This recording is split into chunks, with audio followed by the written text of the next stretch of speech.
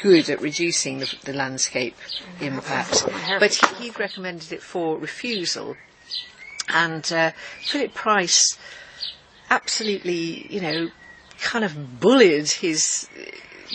I felt, he virtually bullied the planning committee into accepting it, which was really bizarre.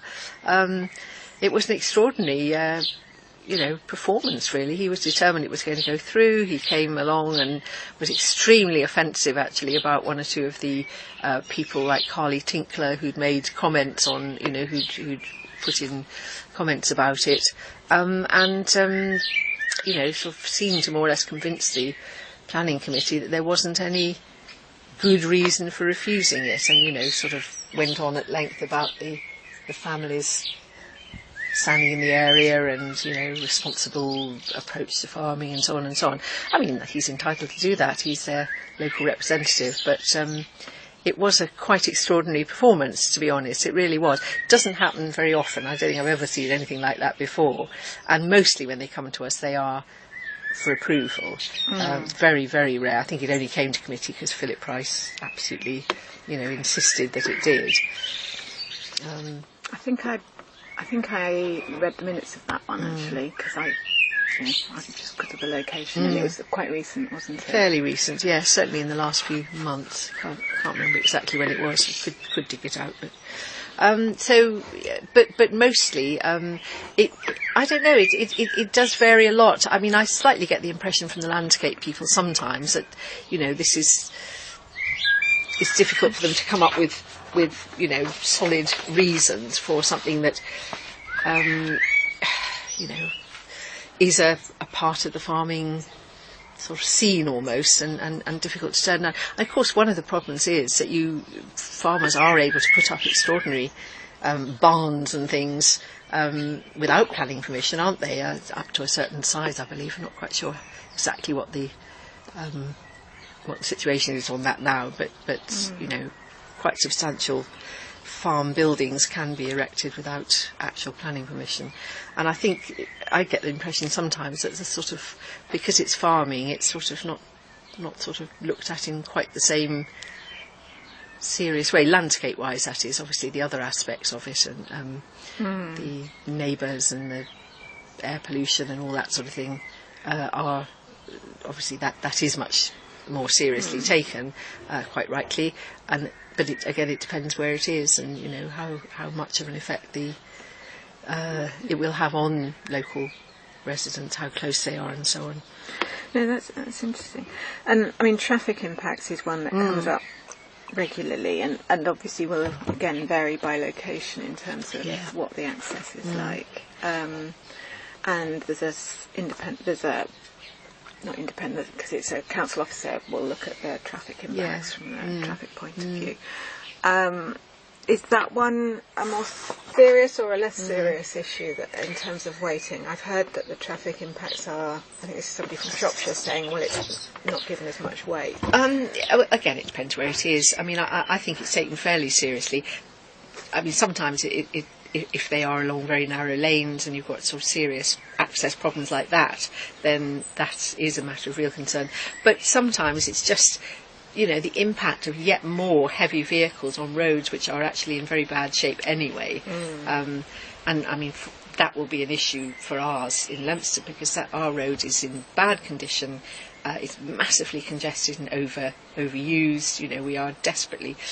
I never thought I'd hear myself say we need a bypass, but I can't. I mean, that is largely through traffic, not entirely, of course, but a lot of it is through traffic. And if you're going from that end of town to anything in the town, whether it's health centres, hospitals, schools, town centres, shopping, whatever it is, you go that way.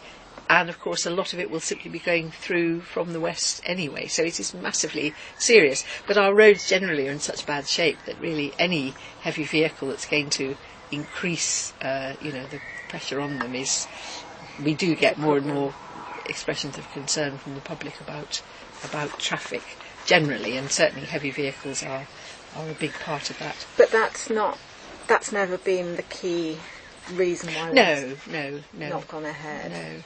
No, certainly not. And in fact, I think on any application really, not just poultry houses, the traffic people always seem to be at odds, or almost always, with locals and their concept, their view of the traffic problems they have, the speeding, the numbers of cars, they never concur. Unfortunately, it always seems to be a difficult one to win the traffic people over. They very rarely agree with the locals about the traffic problems that are generated by any development, actually, not just chicken houses. And then there's issues like, Stagbatch, I know heritage is one of the issues, and obviously that's the issue with some applications and not an issue with others. No. But again, you've got an internal conservation heritage comments prepared by someone. How seriously do you think that sort of heritage setting issue or heritage assets that are nearby it isn't a very common one, certainly with chicken houses. It's certainly not something that comes up very often.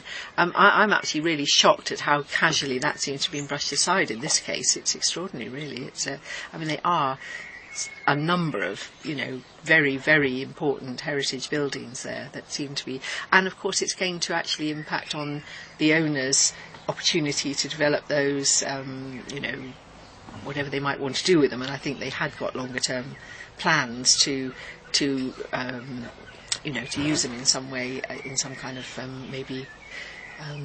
tourism sort of enterprise, and it'll certainly have an effect on that kind of thing. And tourism in itself, as I said earlier, is affected by these places. It can't not be. But in this case, the tourism enterprise would only be taking place because of the historic buildings. It's because they've got those buildings that have that sort of opportunity, that sort of potential, that they would be doing it. As such, on the buildings themselves, there won't be any specific impact. It is on their potential, I feel, really. But the Conservation Officer doesn't seem to think it's... I had a meeting with Andrew Banks and the Conservation Officer and Ed Thomas, actually, a few weeks ago now, to look at all my concerns about it. And certainly the Conservation Officer seemed to be, complacent is the word I would use about all that. He didn't seem to take it very seriously at all, and didn't think the impact was sufficient to merit any kind of objection anyway. So... Okay, and then another one that I'm particularly interested in is rights of way is an internal consultation that takes place with all of these applications as well. I've never seen rights of way object. They do raise the point that this will be visible from the footpath perhaps, or they want to ensure the footpath won't be obstructed in any way, those kind of comments, all things which should be being addressed anyway. Because am I right? I don't think I've ever seen them there's object. a focus very much on a sort of, it's not going to block the route, therefore we have nothing further to say. It's very minimal.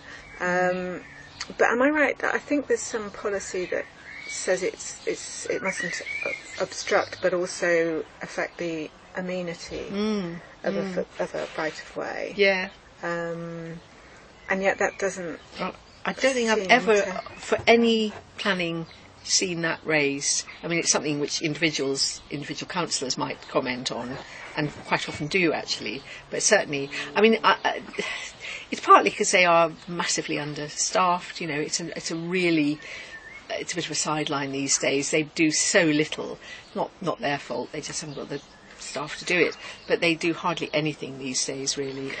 Because, again, I was wondering about that, because actually the work for rights of way is contracted out, isn't it? A lot of it is, and a lot of parishes have taken it on. We long before the council started to cut back on spending, we as a parish and quite a lot of others had taken on our own budgets to manage our own footpaths, and for years we've done that in Leominster, and that's quite a substantial radius. It's quite a long way out of town, and we've done it partly because we see them as a positive asset for the town and for visitors, etc., etc. So we've always managed them in a very positive way.